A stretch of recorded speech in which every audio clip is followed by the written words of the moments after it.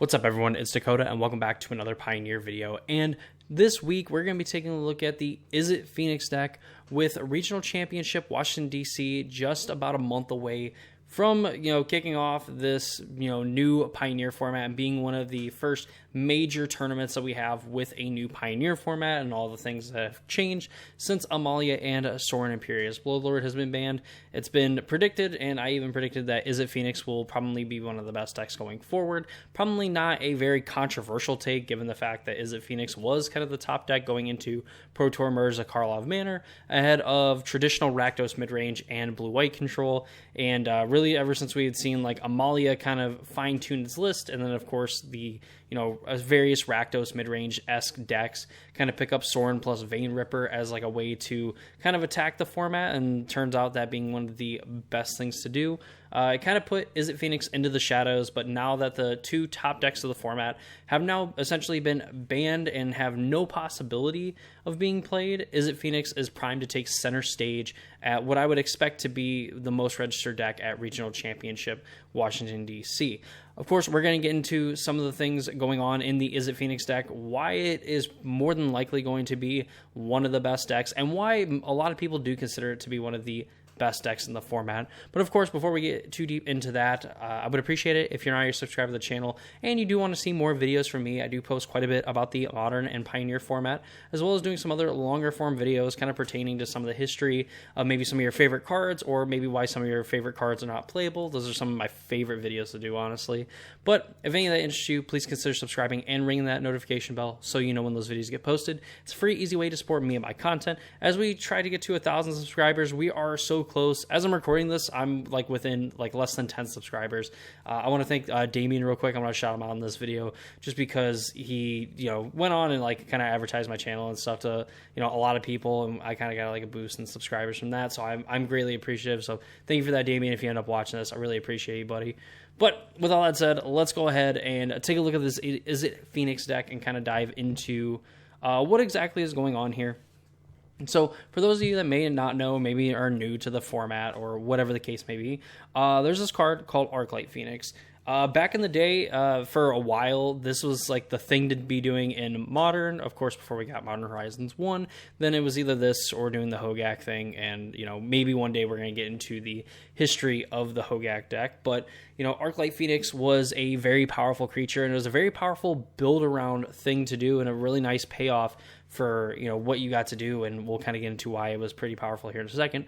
But Arclight Phoenix itself is a 4-mana 3/2 flying haste, which isn't really exciting on its face, but it has this convenient ability, if you will, that at the beginning of combat on your turn, if you cast 3 or more instants and sorcery spells this turn, return Arclight Phoenix from your graveyard to the battlefield. So if you cast any combination of 3 instants and or sorceries, you can bring back Arclight Phoenix from the graveyard, and of course, having haste, it's able to attack that combat.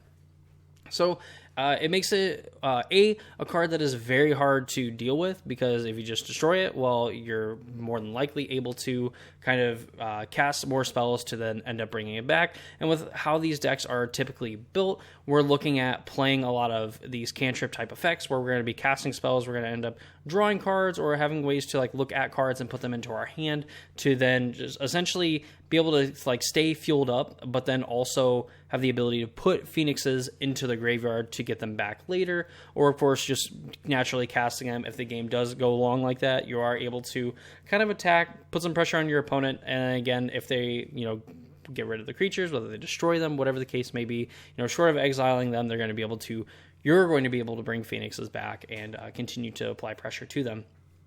Some of the easier ways to kind of get these into the graveyard, we have this card Ledger Shredder, which in Modern was kind of a house, ended up being a staple pretty early on, and of course with a Bowmaster has made Ledger Shredder a little bit worse, but in Pioneer just fine, because Bowmaster is thankfully doesn't exist there. Who knows, maybe yet. But Ledger Shredder is a 2-mana 1/3 flying bird advisor that whenever a player casts their second spell each turn, Ledger Shredder connives, meaning that as long as a player casts their second spell for that turn, you get to connive, yes, even for your opponent. A lot of the time it's going to be done on your turn, and it feels so rewarding when your opponent does double spell into it, because they kind of have a few options of either choosing to not double spell into it, which when you're casting 2, 3, 4 spells on your turn and potentially another spell on your opponent's turn, and they're essentially resigning themselves to one spell maybe on their turn and on your turn, it's going to be very hard for them to come back. So to some degree, they kind of have to play into this Ledger Shredder, unless they're obviously just killing it with their first spell. But it is kind of a annoying card to deal with. It does get out of range pretty quickly. You're going to be able to draw and discard and get your Phoenixes into the graveyard. You'll be able to get cards that you don't really need. If you discard lands, that's fine, because again, more than likely you end up drawing spells, which you're going to be able to use to kind of get back Arclight Phoenixes and continue to kind of like filter and loot with the Ledger Shredder. So just a very nice card. Does get out of range relatively quickly. Being a 2/4, like the turn that you play it, like you play this on turn 3 and then you play like a Consider or something like that, you're going to end up having a very good chance of making it a 2/4, and it's going to be able to dodge all like the 1 mana, like 3 damage, like removal spells in the format. Of course, Fatal Push does still kind of tag it, but nonetheless, like Ledger Shredder, if you ever get to untap with it, or the longer it sits on the battlefield, the more pressure it's going to put on your opponent. We see this card, Picklock Prankster, which a lot of this card here is used for the Free the Fae half of the card, which says that for 1 and a blue, at instant speed, you can mill 4 cards and then put an instant sorcery or fairy card from among the milled cards into your hand. So you're able to Free the Fae, mill 4 cards. In the worst case, you're able to pick up another Picklock Prankster, and then you can get some of the other, plethora of spells that we have down here that we'll be getting to here in a minute. The 1/3 Flying Body is nice because this does give you a creature to play. It does put something, on an adventure, so that later, if you start to kind of run out of spells, or maybe you need to find a way to kind of get started, you can cast like a spell from your hand, or cast the Picklock Prankster, cast another spell from your hand. You've cast 2 spells. You can trigger the Ledger Shredder. I really like Picklock Prankster even more in the versions of Phoenix that play Proph's Eidetic Memory, and it looks like they've kind of shifted away from that, wanting to go towards like an Ashiok Dreamrender in the main, and maybe some other cards as well that I'm kind of missing, and kind of messing around with some of the numbers. But Picklock Prankster, like a 1/3 body, does block relatively well. It does get to play offense and defense because of it being vigilant, of course, getting to block a wider range of creatures as well. So just getting like the 1 point and then getting to deal like 3 with like a Fiery Impulse does add up, and is like a way that you can deal with some of these 4 toughness creatures. Moving on, we have Ashiok Dreamrender. I think this is just kind of a concession of, and how weird this card is to begin with. But Ashiok Dreamrender just being a way that in a lot of matchups where maybe milling your opponent or anything like that isn't relevant, you do get to target yourself and mill yourself with this. And I say that Ashiok Dreamrender is weird because of the fact that it's a target player mills 4 cards, and then each opponent exiles their graveyard.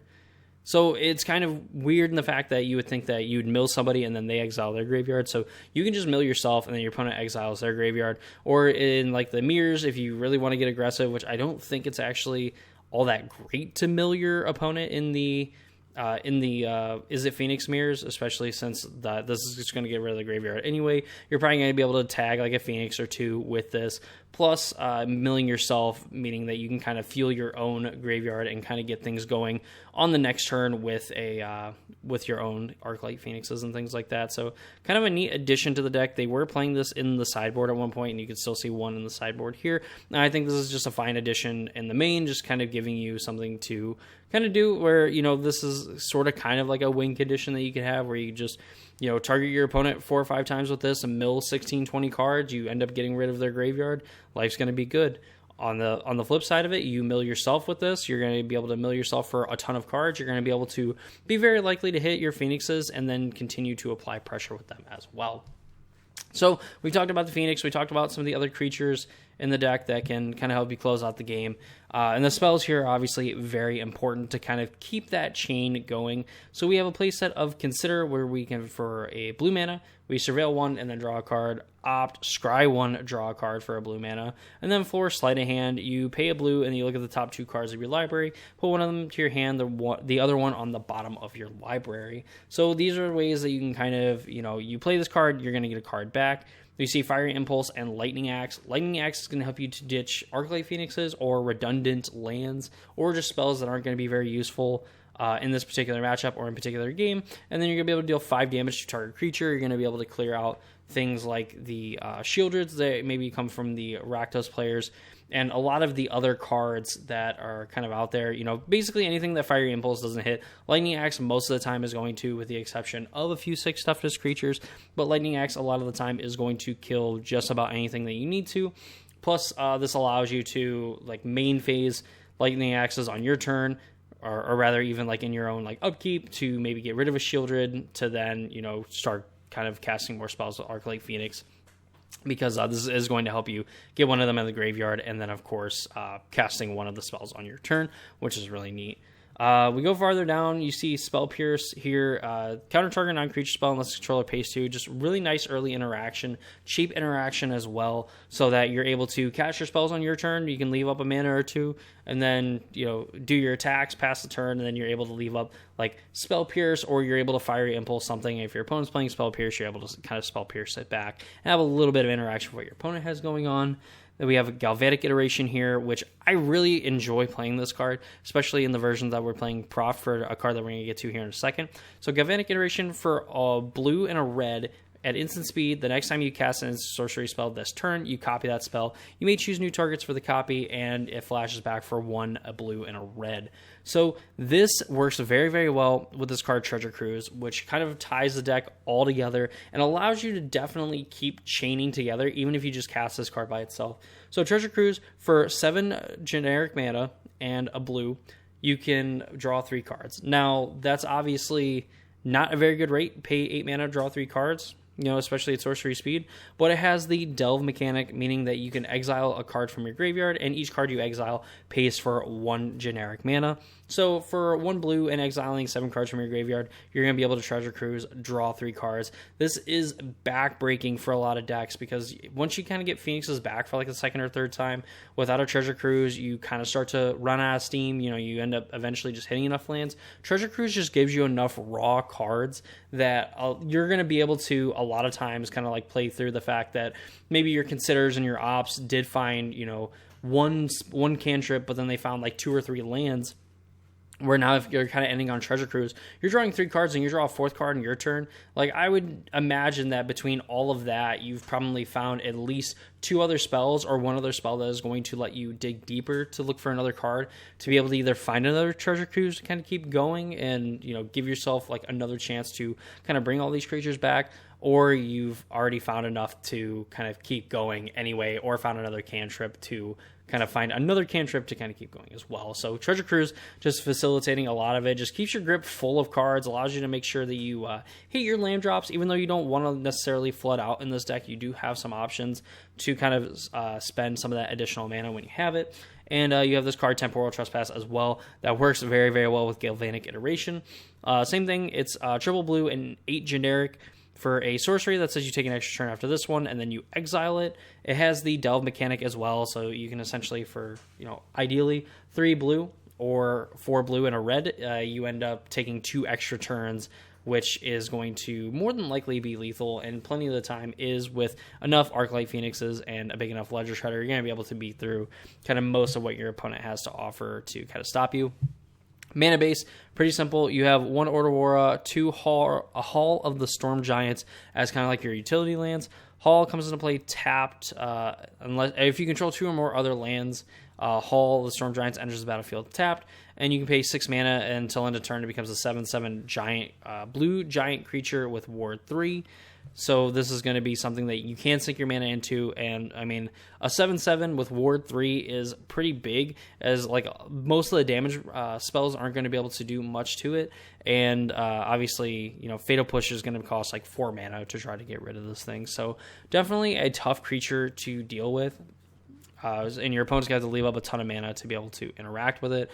Otawara as well just kind of is a way that you can get rid of some pretty annoying permanent-based things going on that your opponent has, and it's not easily countered by, it's definitely not countered by anything like Counterspell or Spell Pierce or anything like that, so it gets to play around, the majority of counters that people could be playing in the format. From there, you have 3 islands, 4 Riverglide Pathway that are going to show up, 4 Spire Bluff Canal, 4 Steam Vents, and 1 Storm Carved Coast. Sideboard, 1 Abrade, 1 Negate, 2 Young Pyromancer.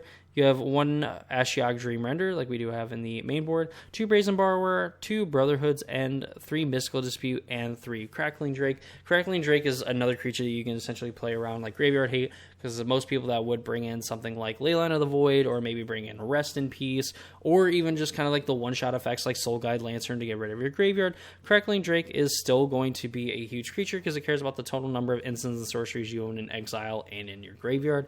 So just getting rid of these are not going to help them dodge the Crackling Drake that could eventually just swing over for lethal damage, and it gets to draw a card when it enters the battlefield. So kind of checks off all the boxes of a very powerful card. For toughness as well, so in the mirrors it doesn't really get hit very easily by something like a Fiery Impulse. They kind of have to chain 2 of them together, or they have to have a Lightning Axe for it.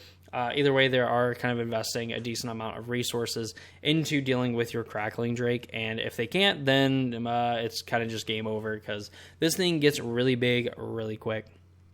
And this deck does tend to fill its graveyard very quickly as well. So definitely a card that's hard to deal with when your opponent is not able to readily available to deal with it, and they're have that pressure on them to answer it right now and not really wait around to kind of let it deal with itself, I suppose. But yeah, that is the Izzet Phoenix deck for the Pioneer format, and that was Sargento's as well. Very tasty cheese, I guess. They're not sponsored in any way, and you know what, I don't recommend them. Whatever, their cheese sucks. I just get the Walmart cheese, whatever.